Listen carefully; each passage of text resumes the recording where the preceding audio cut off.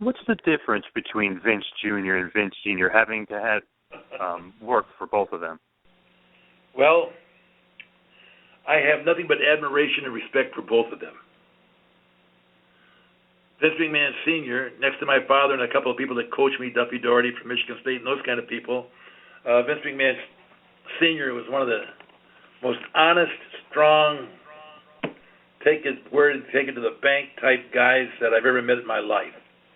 I had nothing but total respect for that part of him. Vince McMahon Jr. had a lot of the same characteristics, but the world changed and the business changed. Back when the father was running the business, it was more like a family business. When Junior took over and did it very well, it became a corporate business. So it was a totally different thing, totally different atmosphere. I think one of the best things that happened to some of the wrestlers, or most of the wrestlers, was when they started getting contracts. When I first started the business, everything was on a handshake.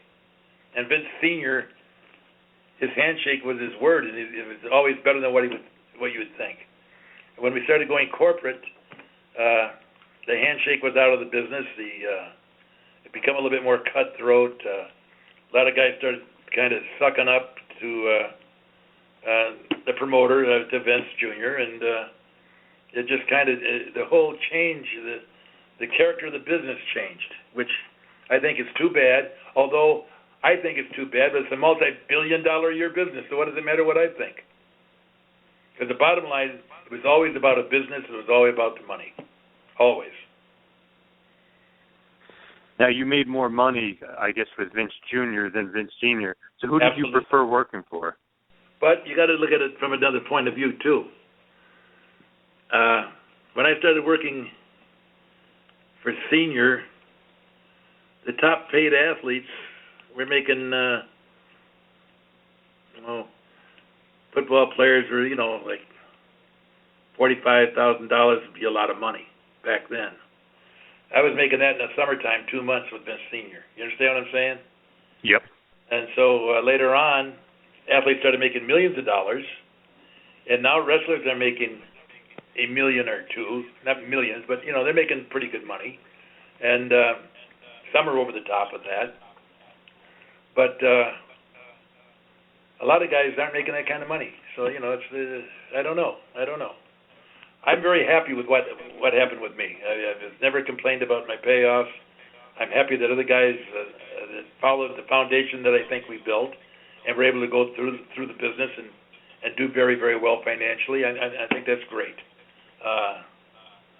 But by the same token, I got out of the business exactly what I wanted out of it. I had a chance to continue to teach and coach, have a part-time job that made more money than most people could dream of, and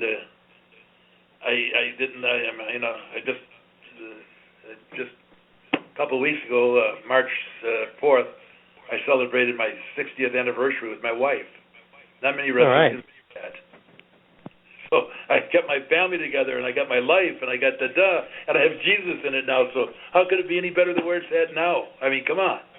And I was like everybody else. In the wrestling business, I walked the walk. I partied. I raised heck. And it's hard to believe that the lifestyle that I had can switch so strongly to what I have now in my faith with Jesus. It's just a total mind blower that it worked out that way.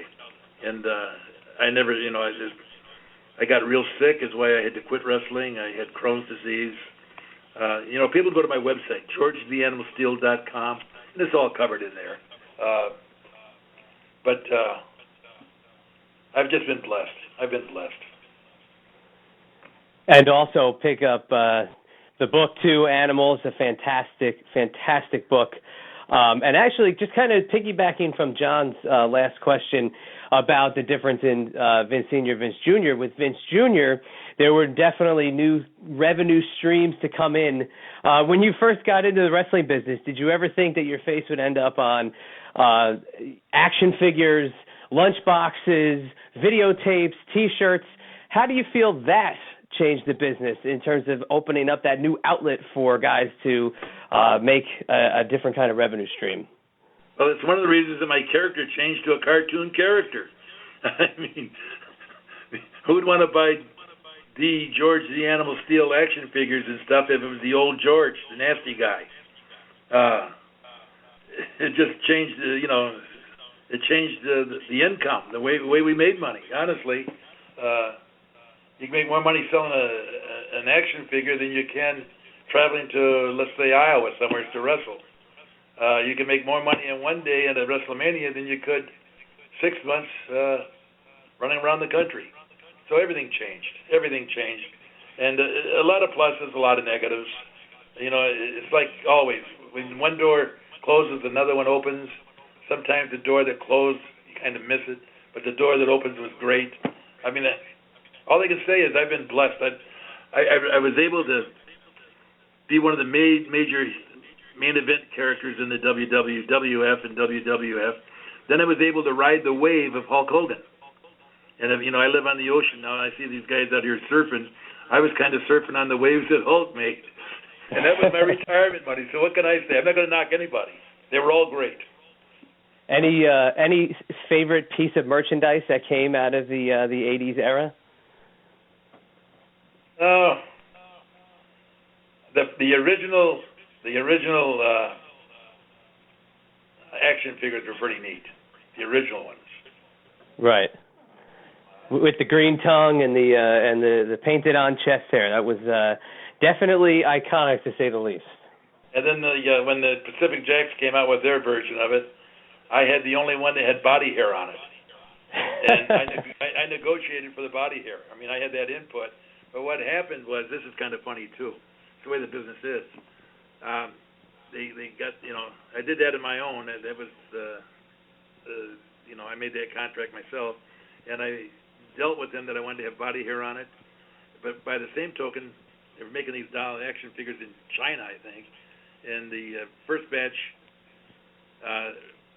Walmart was in a hurry. They wanted it right now, and they didn't have time to put all the body hair on it. So the few thousand came out, maybe 7,000 or 8,000 action figures with no body hair. They're the most valuable ones, not for the collectors. I mean, who knows? But they sold all these with body hair, and the guys that got the ones with no body hair has got the most valuable one out there when they're doing the collection stuff. Yeah, there's somebody out there who's definitely shaking their head right now while looking at both the body hair and the no body hair. So we're definitely appealing to that part of the audience right now. But if we can move forward just slightly a little bit, when you became an agent, that was also an interesting time because there was a lot of unique personalities in the backstage area. Anything that stands out to you about your transition into being an agent? Well, that was a whole other story. Vince called me. I had quit wrestling. I had Crohn's disease. I was pretty sick, and I was on some heavy medication. He called me and wanted me to become an agent. I mean, we talked for about an hour, and I kept saying, no, I'm not interested. That's not me. That's not what I want to be. No. And after about an hour, he says, well, talk to Pat. That's my wife. And he said, she's smarter than you are, and she might have some suggestions for you. So I said, okay. I was supposed to call him the next day. So I talked to Pat. She said, what do you think? I said, I don't want to do it. She said, well, don't do it. I said, okay. Then Vince called up the next day and said, well, did you talk to Pat? I said, yes. He said, what did she say? He said, if you don't want to do it, don't do it. So then we had a great conversation, really. He told me, he said, we have a lot of people that are agents. And I told him the reason I didn't want to be an agent is I didn't want to just become another stooge. That's not what I am. And he told me that he had great respect for me and my love for the business and the way I took care of business. And he had too many stooges around him. He wanted a straight guy that he could depend on to tell him the straight stuff and so on. And I said, well, I'm not going to go behind anyone's back. If I have a problem with somebody, they're going to know it first. I'm not a stooge. I'm not a squealer. That's not how I operate. He said, well, that's what I want. He said, I want somebody that loves the business, respects it, but also will keep me in the loop. I said, well, I can do that. So went along pretty good, but we had some guys in there at the time that were just a new breed. I was from the old kayfabe days, show and don't tell, we were now, the guys are getting contracts, so the kayfabe days were over. The reason we had kayfabe was I was an independent contractor, so the business I was protecting was my own. Once these guys signed contracts, it was Vince's business. They could care less. Now it's more like actors in the movies, and it just the whole concept changed, and I had a hard time with that. I think Vince did it first, but he realized that there was no turning back, and I got into a couple of guys.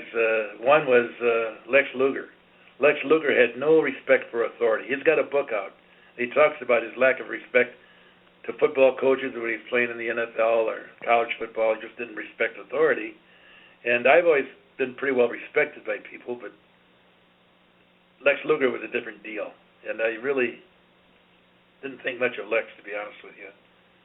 Then years later, as God will do it, we were in Phoenix, Arizona at a Christian gathering, and he had just become a follower of Jesus. And I told my wife, I said, well, if Lex is going to be there, because Elizabeth had already died, they had the drugs thing had already happened, I just don't want to be around him. And my wife said, well, you're going to let Lex Luger come between you and Jesus? So her and I went to Phoenix. She said, if you see Lex, just go the other way. As God would do it, we signed up at the desk. I'm walking down towards my room. He turned a corner, and we physically bumped into each other. It was like, bam. I put my arm around him right away, and he started sobbing. And it was just like, it was instant. And then 2 days later, we was in front of 2,000 or 3,000 people where I was holding his hand and patting his back while he did his testimony. So things work out funny, don't they?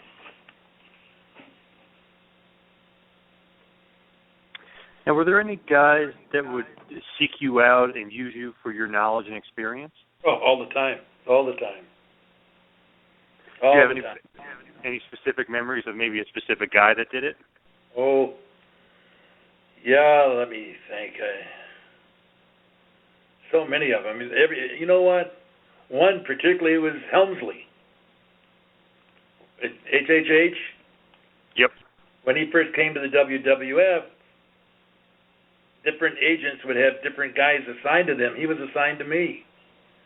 And he had been broken in and trained by Killer Kowalski, who's one of my very best friends. So, yeah, we worked a lot with him to get his persona down a little bit better, and he turned out to be a pretty good worker, didn't he? Yep. And then another one, the kid died. I can't even think of his name now. The blonde-headed girl was his manager. Chris Candido. Chris Candido, yeah. Yeah, Chris, that's right. That's exactly right. And he was just like, a sponge, talking and asking questions all the time, and then using them. We had a guy, one of the dinks, Doink. Same way, always. Could I do this? One day we were having a show during a Super Bowl weekend, and he went in and did everything I did. He tore a turnbuckle. He did everything. He did the crazy stuff that I did, and he thought he was going to get me mad. He come back. He said, "What'd you think of that?" I said, "Well, that junk will never get over." Around and walked away. But yeah, most of the guys I think had total respect. But you got to remember too, I was a physical guy back then. I earned my respect. I was the real deal in a lot of ways. Now you mentioned Triple H. He sought you out, and something that he was a part of was the Clique. Did you have any? They had a bad reputation behind the scenes. Did you have any altercations with them? Oh yeah. I thought that Shawn knows what I thought of him. I thought he was a complete jerk. I thought that Diesel was a tall guy that didn't know how to do anything, and Razor was a very talented stoop. I mean, he was very talented, but he just, when he come in, he was such a nice guy, and he turned so quick. And then Helmsley was one of them. And the day they did the Clique in the Madison Square Gardens, the four of them after the match did the Clique thing on all four corners. Mm-hmm. Right. I wasn't there. I was not there. But I'd heard about it, and the TV was the next day. It was a Tuesday, and the Gardens was Monday, that particular show. Helmsley come up to me. He told me what had happened, and I'd already heard. And he says, I think I screwed up. I said, you sure did. I said, I said, you got I can't even think, the toothpick, the guy with the toothpick in his mouth. Razor Ramon. Yeah, his real name, though. Oh, Scott Hall. Scott Hall. I said, you got Scott Hall and Diesel are going to the WCW. They're leaving. So there's no issue there. I said, and Shawn Michaels just became the champion. So who's going to take all the heat? He says, true. I guess I am. I said, you're exactly right. He says, how do I handle that? I said, you keep your mouth shut and just take it. It'll blow away. It'll blow over. And it did. But he was on that deal, he would have been the short end of the stick. Yep, definitely. Was it difficult dealing with the Clique, being an agent at that time? Well, basically, I had no respect for them, talent-wise, none at all. So I think they might have had difficulty with me too. It's a two-way street. They were, the kayfabe was gone. Shawn Michaels had been beat up in a bar in Utica. Bill Watts is a good friend of mine that was a promoter in Oklahoma, and if a guy got in a fight, that's fine as long as he won, but if he got beat up, they'd fire him. We had a guy that got beat up that was a champion, so it was a little bit backwards. But, Shawn and I are pretty close now. Shawn and I worked that out. He found faith in Jesus, too, by the way. And we worked that all out. I have no problems with Diesel. I've done a few independent things with him. We get along fine. Back then, it was a little different deal. They were striving, trying to make more money. I understand that. I mean, come on, that's stupid. But they didn't respect the business the way that I thought it should have been respected. That's the bottom line. What was it like getting back in the ring in '98 when they had you basically? It was stupid. Bring back your old character. It was stupid. The honesty's oddest guy. Come on, that was made a lot of money, but it was stupid. Now I'm one of them. The kayfabe was out the window on that one. You also actually made a brief appearance in WCW with Jeff Jarrett. How did that come about? Well, that's funny. Things have been happening, and Vince McMahon was always very big on closure. And I had always been very, very, very, very loyal to the WWF. And when we parted ways, a couple of other people called me and told me that we were parting ways. I knew we were because I already had a conversation with Vince. But Vince never followed up with a phone call. So him and I had not had closure. And that night when I showed up at that show, that was my closure with Vince McMahon and the WWF. And he knew it. And that's what I wanted. That's exactly what it was all about. Just closure. Get me out of here. I was at a point where I didn't need any more of that stuff. I was out of it. It was done. I was, had my health challenges. And they called me up, wanted me to do that, and they started talking about how much money. I said, don't worry about the money. I just want to do this. So it was closure for me. Gotcha. Was there ever anybody throughout your career that you actually didn't get a chance to work with? I know you were talking about closure in WWF with Vince. Was there ever anybody that you weren't actually able, to close that door and actually get the closure you wanted with? No. When I walked away from the business, it was the perfect timing for me to get out of it. Maybe I should have got it a year or two sooner. I'm talking about the agent part of it even. It was over with. The business, honestly, was starting to pass me by because I'm still a kayfabe guy till this day. Do I like the product they have now? No, I don't even watch it. I have no interest in it. To me, it's boring. I tape their shows every Monday night. It's 3 hours, and then I can run through it in 15 minutes and see anything I might want to see, and then I delete it. If I see somebody, like, say, Bruno or, some of the guys from back when, I might watch a little bit of it, but that's it. The stuff they do now does not intrigue me any way whatsoever. I think they're great athletes. They're not tough guys. They're just athletes. They're showmen. I was too. I understand that, but at least I could back it up. Now it's just Hollywood guys. Come on, pretty boys.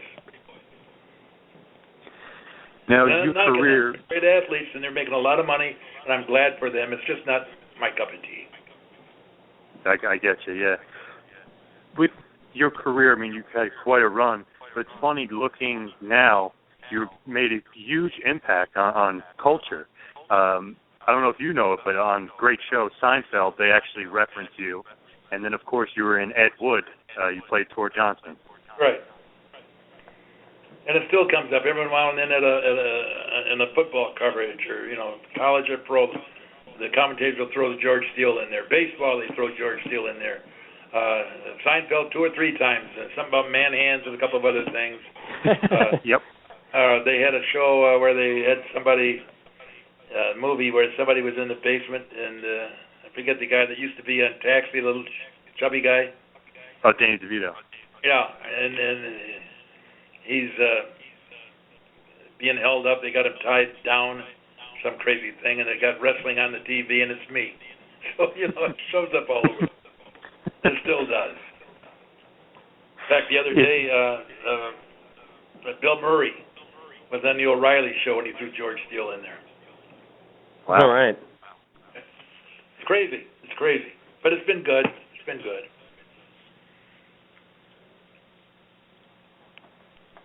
Well, what do you feel as the book has come out, the website is active. What do you feel your legacy is in the wrestling business? I don't know if you have a legacy in the wrestling business. I really don't. My legacy is I was a pretty good coach. I helped a lot of kids get through school. I helped a lot of people in that way. My legacy now is so far removed from wrestling that the reason I wrote the book was that was the end of wrestling for me. And I think I covered it pretty well in the book. I get a lot of people are really enjoying the book, and they're understanding about the learning disabilities that I had, and overcoming Crohn's, and fighting as a kid, being picked on. People bullied me until my parents finally told me I could fight, and then that was my first success because of the learning disabilities, and getting into Michigan State without being a very good student, but getting through there and coming out more of a polished stone, and the growth that I've had, the marriage I've had, my family and my kids. That's my kids are now 50 years, 60 years old. You know what I mean? That's my legacy. I'm still married. That's a legacy in wrestling. Well, it's absolutely fantastic. Again, GeorgeTheAnimalSteele.com, at George Steele on Twitter. The book is Animal by Jim Myers. Mr. Myers, thank you so much for coming on with us tonight. It was so much fun, and it was definitely informative, to say the least. Well, I hope I wasn't too negative for you, but God bless you. I love you. And thank you for having me on. Not at all. Thank Trust you. me, not at all negative. It's perfectly fine. It makes it even more entertaining to hear your true feelings. Okay. Thank you, sir. Now I'm going to Thank go you very watch much, some sir. basketball.